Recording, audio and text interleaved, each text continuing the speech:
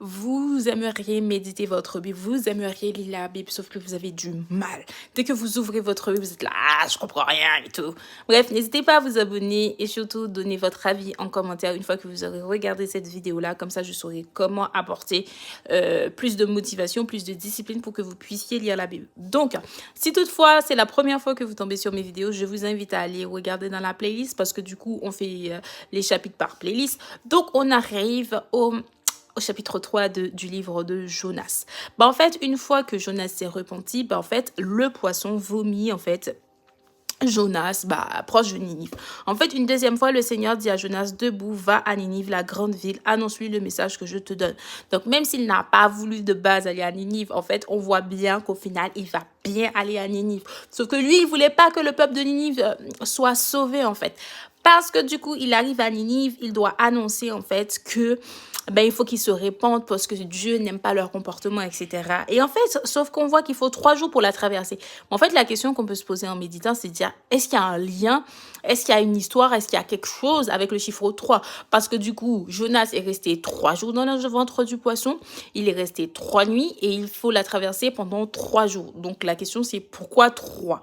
Voilà, donc ça peut être une question que l'on peut se poser. Donc, je ne sais pas, hein, je vous dis ça parce que du coup, ça peut être une recherche qu'on peut aller faire.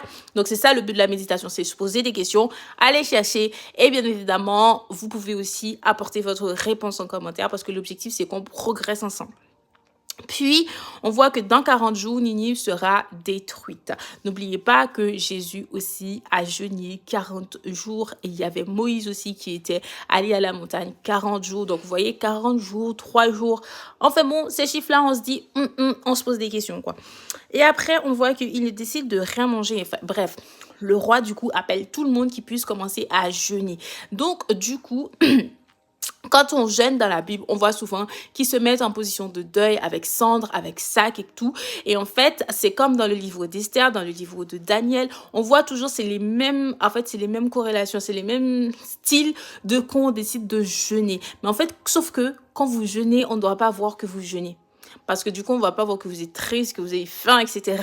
Parce qu'en fait, Dieu seul, parce que sinon, vous avez déjà votre récompense. C'est Dieu seul, c'est qui doit savoir que vous jeûnez. Vous pouvez dire que vous jeûnez, mais ça ne doit pas se voir automatiquement sur votre visage.